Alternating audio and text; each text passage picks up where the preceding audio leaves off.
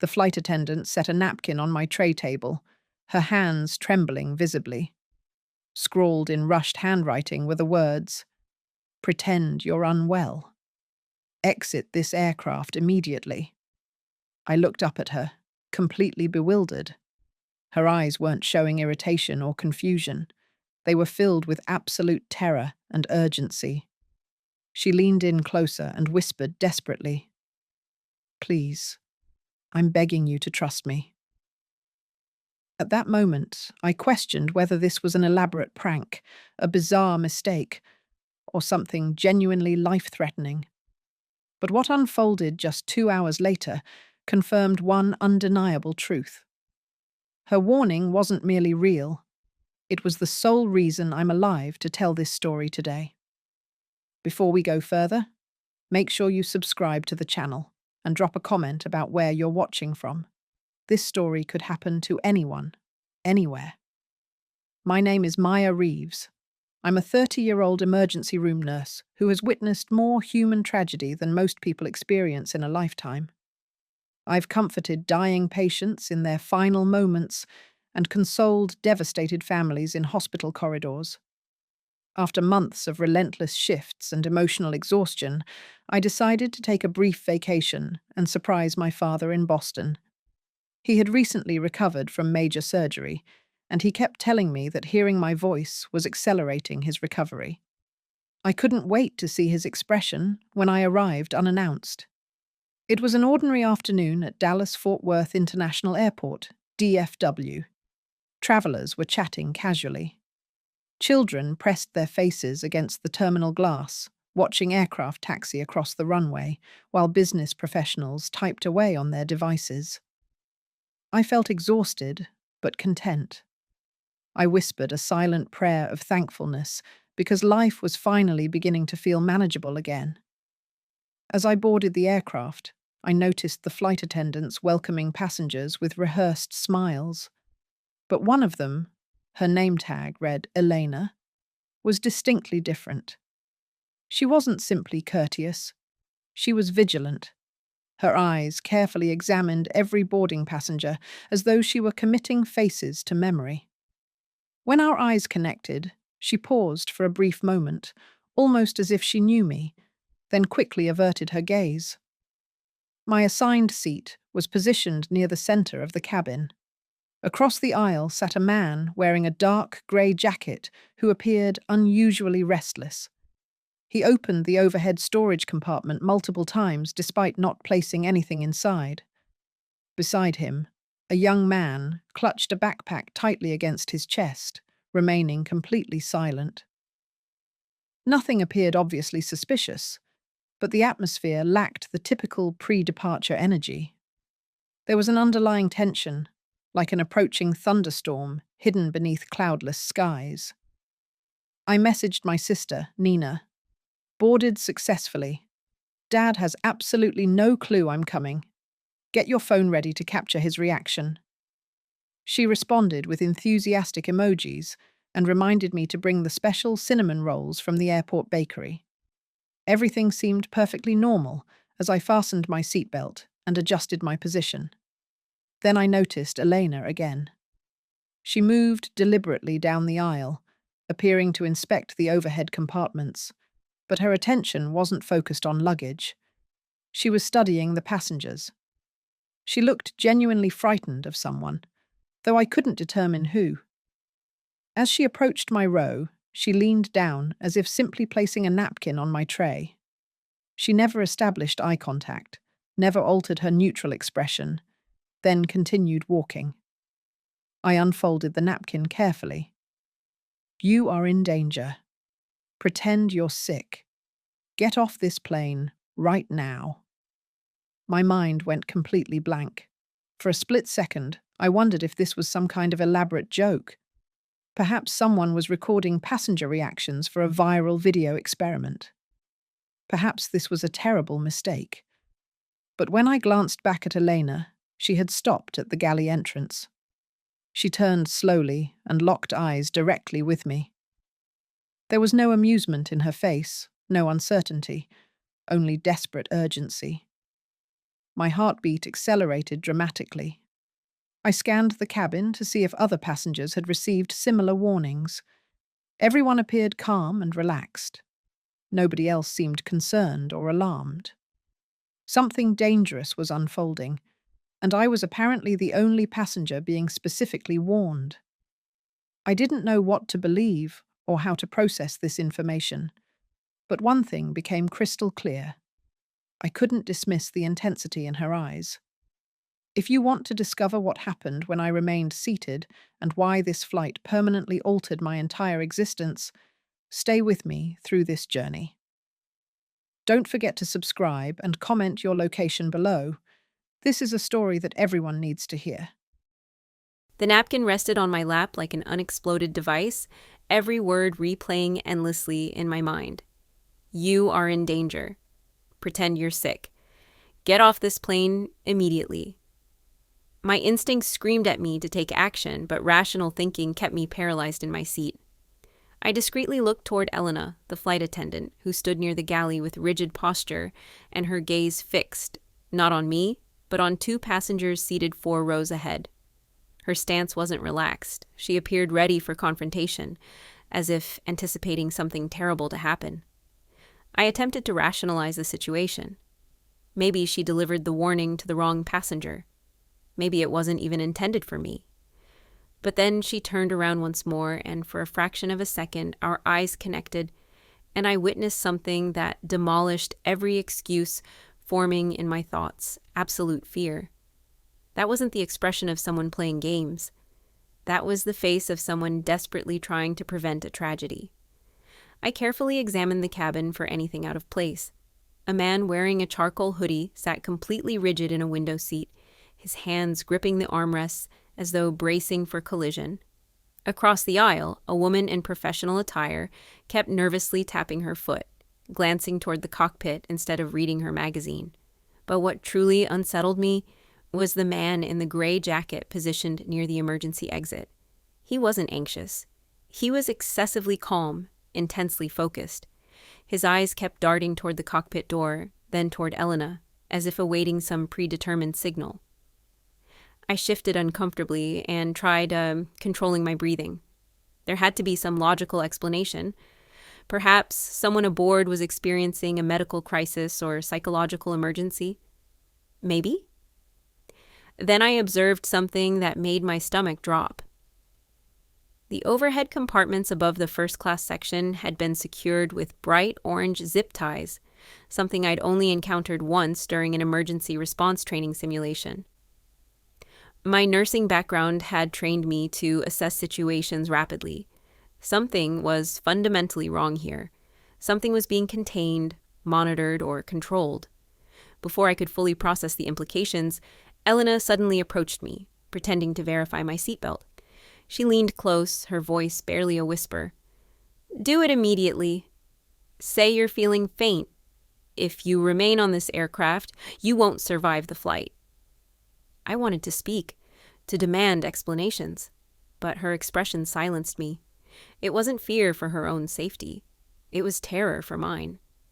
She straightened up, smiled mechanically for appearances, and continued down the aisle. My entire body tingled with adrenaline. I slowly reached toward the call button to signal assistance, but before pressing it, I hesitated. If this threat was genuine, what if drawing attention escalated the danger? What if faking illness somehow triggered the very catastrophe she was warning me about? My fingers hovered over the button when a loud crash echoed from the rear of the aircraft, as if someone had dropped something substantial. Instantly, every head turned. A male flight attendant rushed toward the disturbance, and I caught a glimpse of his pale, stricken face. Behind him, the young man who had been clutching his backpack was breathing rapidly into his hands, his eyes darting with panic. But his panic didn't resemble typical flight anxiety. It appeared more like fear of being discovered. He kept whispering repeatedly to himself, "I can't go through with this. I can't do this." As if someone had coerced him onto this flight against his will. Suddenly, the aircraft's engines shifted pitch as we began taxiing more aggressively toward the runway. My heart pounded violently. This was the critical moment. Once airborne, any possibility of safe intervention would vanish completely. I stared out the window at the terminal gradually disappearing behind us and realized with profound certainty that I was facing the most crucial decision of my entire life. Then my phone vibrated with a message from my sister. "Send me a photo of the plane. Want to post it before Dad sees you?" A moment of agonizing clarity overwhelmed me. She had no idea what was happening. Nobody did. I quickly typed, "Something's seriously wrong. Please pray for me." My finger hesitated, then I pressed send. As the aircraft turned sharply onto the runway, I suddenly experienced genuine dizziness. Not fabricated, but real, induced by sheer terror. My vision blurred temporarily, and I realized that doing nothing was actually the most dangerous choice of all. I unbuckled my seatbelt and stood up, trembling uncontrollably. Several passengers turned toward me with visible irritation, assuming I was causing an unnecessary delay, but I didn't care about their judgment. As I stepped into the aisle, the man in the gray jacket slowly rotated his head toward me. His eyes were cold and calculating, like a predator observing unexpected movement from intended prey. At precisely that moment, Elena appeared beside me, placing a firm hand on my arm, not to restrain me, but to guide me forward. Her voice remained calm, but her words were absolutely chilling. "Follow me now if you want to live." Elena maintained her firm grip on my arm, as if assisting an ill passenger, but the pressure was too deliberate to be merely supportive. The eyes of the man in the gray jacket flickered with suspicion as he slowly rose from his seat, pretending to stretch casually. All my senses went on maximum alert. Elena guided me toward the front galley, her voice loud enough for nearby passengers to hear. "Ma'am, take slow breaths. We'll get you some water immediately." But the instant we reached the galley area, she leaned in and whispered in a barely audible tone, "Don't look backward. Someone is watching you closely. Your seat wasn't assigned randomly."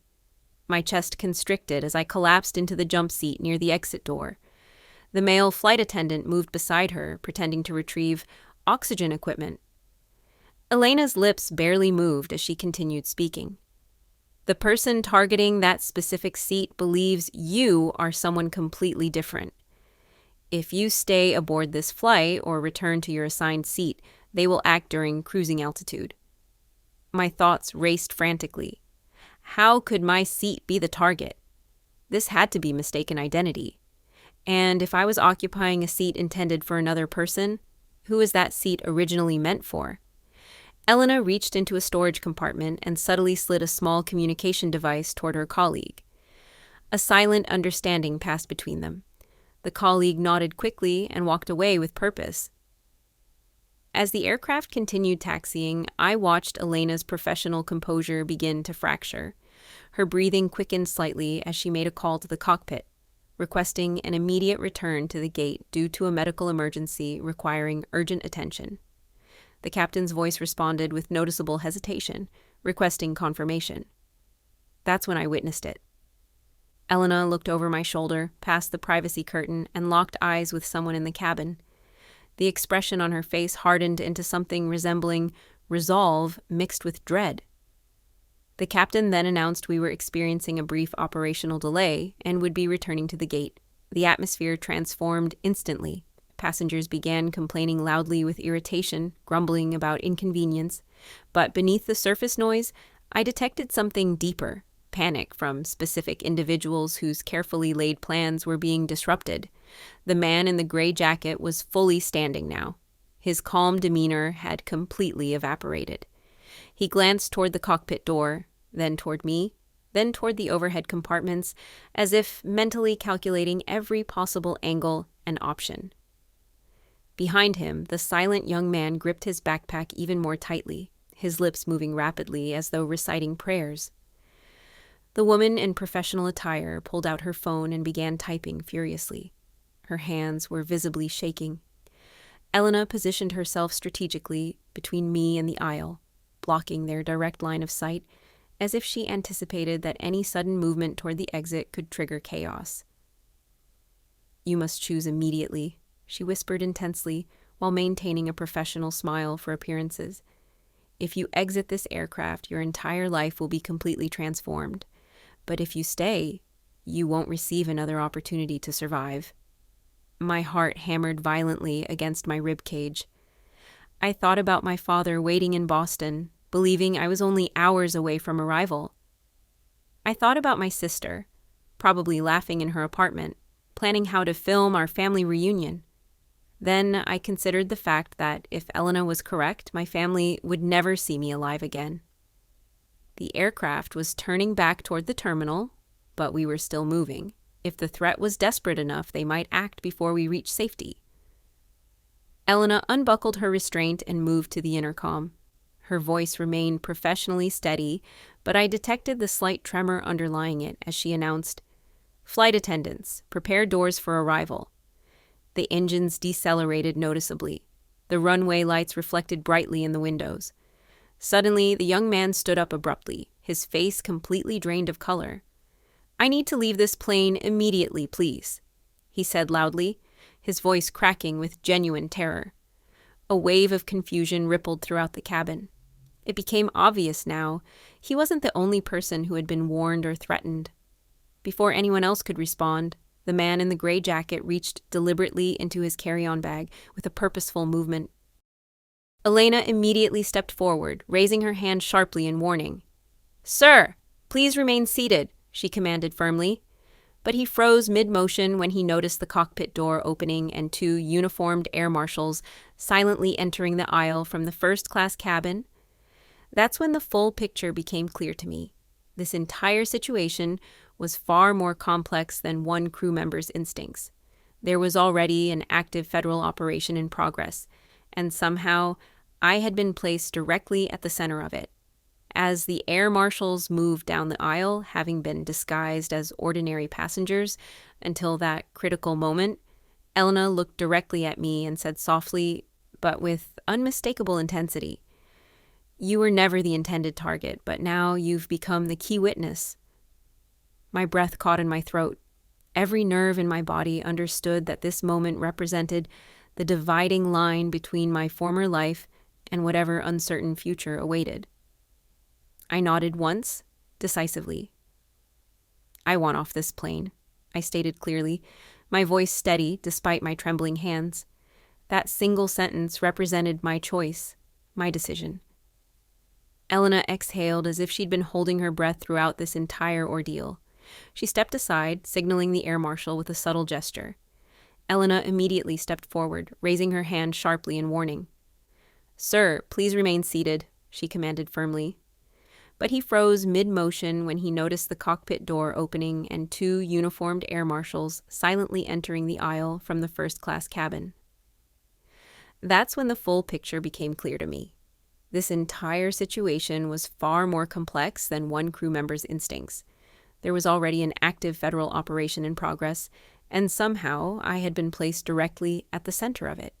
As the air marshals moved down the aisle, having been disguised as ordinary passengers until that critical moment, Elena looked directly at me and said softly but with unmistakable intensity, "You were never the intended target, but now you've become the key witness." My breath caught in my throat. Every nerve in my body understood that this moment represented the dividing line between my former life and whatever uncertain future awaited. I nodded once, decisively. "I want off this plane," I stated clearly, my voice steady despite my trembling hands. That single sentence represented my choice, my decision. Elena exhaled as if she'd been holding her breath throughout this entire ordeal. She stepped aside, signaling the air marshal with a subtle gesture. The aircraft had barely completed its stop when everything erupted simultaneously. The seatbelt signs remained illuminated, but two federal air marshals were already advancing down the aisle with controlled urgency. Passengers hadn't been informed of the genuine reason for our return, so confusion spread in whispers that rapidly transformed into alarm when one of the marshals reached the row where the man in the gray jacket was positioned. Instead of cooperating, the man slowly stood up, his expression completely unreadable, almost detached. His cold eyes shifted first to me, then to the cockpit entrance, then back to the approaching marshal. In that instant, his hand darted toward his jacket. Before he could extract anything, the marshal issued a sharp command, and the man froze, recognizing he had been outmaneuvered. But that was merely the first trigger point. A second man seated near the emergency exit suddenly lunged for the door mechanism. The entire cabin gasped collectively. A flight attendant jumped forward to prevent him, but he shoved her backward with surprising force. The young man in the rear yelled desperately, "Don't open it!" "It's not what you think." His voice carried not fear, but devastation, as if he understood something horrible was about to unfold. Passengers began panicking, some ducking instinctively, others screaming. Children started crying loudly. The woman in professional attire, who had been nervously texting, suddenly stood and tried pushing through the crowd, only to be physically restrained by a second marshal. She screamed frantically, "You don't understand what's happening!" "It's about to activate." Her face had turned completely bloodless. Those words sent an icy shock through my entire body. Activate. What was about to activate? I looked at Elena, who was already urgently pressing the intercom button. Her voice was firm and commanding. "Remain in your seats. Do not touch any overhead compartments." Her calm tone completely contradicted the fear visible in her eyes. She took a decisive step into the aisle and nodded to one of the marshals, who then reached up and carefully opened a specific overhead compartment, the one positioned directly above where I had originally been assigned to sit. Inside was not luggage. It was a sealed, wired device, approximately the size of a small cooler with a tiny blinking indicator light pulsing steadily. The cabin went absolutely silent. People stared in horrified disbelief. The man in the gray jacket smiled, not with triumph, but with the satisfaction that we had finally discovered the truth. He had been waiting for this moment of revelation. The agents moved with swift precision. One secured the man by restraining his hands behind his back with zip ties as he stared blankly forward, as if he had already accepted his inevitable fate. The other agent used a scanning device on the mechanism but carefully avoided touching it directly. Elena stepped closer, keeping her eyes fixed on the detained suspects, while the young man continued repeating desperately, "I wasn't supposed to be on this flight today." They changed everything. They changed the target. His voice trembled with overwhelming guilt. He wasn't an accomplice. He was either a witness or, worse, someone coerced into unwilling participation. The cockpit door burst open, and the captain emerged, his face visibly pale. He looked directly at Elena. "Is it active?" he asked urgently. She nodded grimly. The tension in the air became suffocating. Elena turned to me with an expression that made my heart flip over. "That device was positioned directly above seat 18B, your assigned seat." My breath caught painfully in my throat. I had been assigned seat 18B that morning after modifying my reservation to an earlier departure to surprise my father. My seat change hadn't been random. It had been intercepted somehow. If I hadn't received that napkin warning, if I had remained seated, if Elena hadn't noticed the last-minute assignment change, I wouldn't have survived this flight. But the nightmare didn't conclude there. As police officers began systematically evacuating passengers row by row, the woman in professional attire continued screaming to anyone who would listen. "It's remotely activated." Is anyone still on the ground coordinating? Those words ignited a fresh wave of absolute terror. The marshals immediately mobilized, alerting ground control through their communication devices. Emergency response units surrounded the aircraft within minutes. Everyone was being evacuated through the rear door furthest from the device's location. When my turn arrived, Elena placed a firm, reassuring hand on my shoulder. Her voice was low and steady. "This was never about you specifically. They believed a federal informant would be occupying your seat, someone carrying confidential documents. They targeted Flight 247 for a political assassination. You unknowingly boarded in their intended victim's place." As we walked out onto the jetway, I observed 3 men in tactical gear sprinting down the corridor toward the terminal. Something was still actively developing. I heard urgent shouts from the gate area. People were running frantically. The young man, now in protective custody, looked at me with tears streaming down his face and said, more to himself than anyone, They promised no one would discover it. They swore no one would be harmed except the specific target. The conspiracy went deeper than anyone imagined, and the threat wasn't over. It became crystal clear that this wasn't random violence or chaos. It was a meticulously calculated assassination designed to appear like an in-flight accident, a covert operation executed with precision. And I had nearly become the face broadcasted on every news channel across the nation. Just as I fully entered the terminal, my phone, still in airplane mode, vibrated repeatedly the moment it reconnected to the network.